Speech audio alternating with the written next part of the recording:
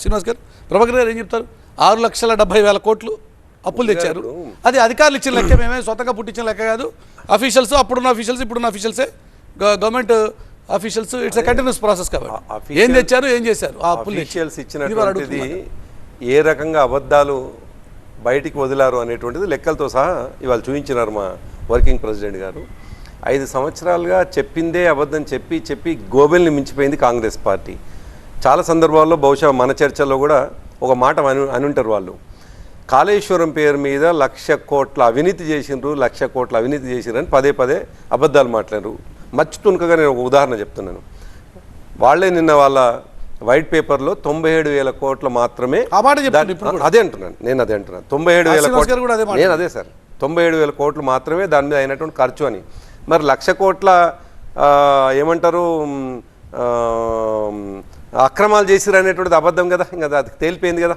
1,00,000 కోట్ల రూపాయలు అక్రమాలు చేసిరనే అటువంటి మాట ఎంత అబద్ధం చెప్పుంటారులే సార్. కాదు కదా, నేను అందుకే అంటున్నాను, నేను అందుకే గోబెల్ అనేటువంటి మాట. మురళి గారు ఒక మాట అండి, మిత్రమా ఫినిష్ చేయని, మిత్రమా నన్ను ఫినిష్ చేయని, నన్ను ఫినిష్ చేయని అంటున్నా, నన్ను ఫినిష్ చేయని. ఒకరి తర్వాత 1 అవర్ సమయం ఉంది మనకు,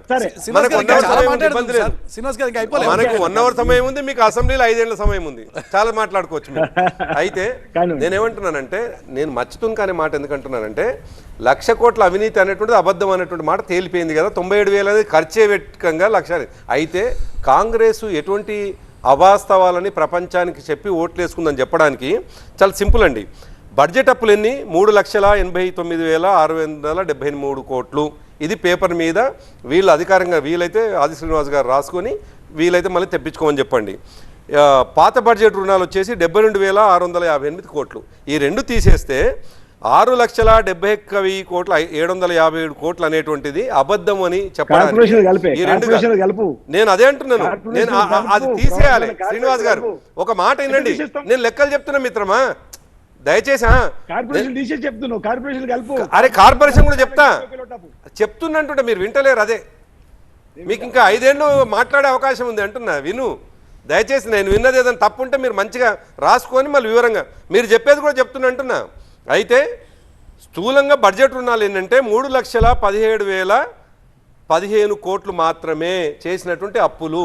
దానికి ఎస్టాబ్లిష్ అయినటువంటిది సృష్టించబడ్డటువంటి ఆస్తులు ఈ రాష్ట్రంలో అయితే కార్పొరేషన్లు కావు. కార్పొరేషన్ల విషయం చెప్తాను నేను. ఎస్పీవి అంటే ప్రభుత్వ గ్యారంటీ ఉన్నాయి, కార్పొరేషన్లు 1,27,000 కోట్లు ఉన్నాయి. ప్రభుత్వ హామీ లేని రుణాలు 59,411 కోట్లు. సివిల్ సప్లై లోన్లు, ఈ సివిల్ సప్లై లోన్లు కావచ్చు, అదేవిధంగా ఆర్టీసీ అప్పులు కావచ్చు, ఏది విద్యుత్ అప్పులు కావచ్చు, వీటిని కూడా కలుపుతారు వీళ్ళు. అందులో 6 లక్షలు కలుపుతామని చెప్పి దేశ ఆర్థిక మంత్రి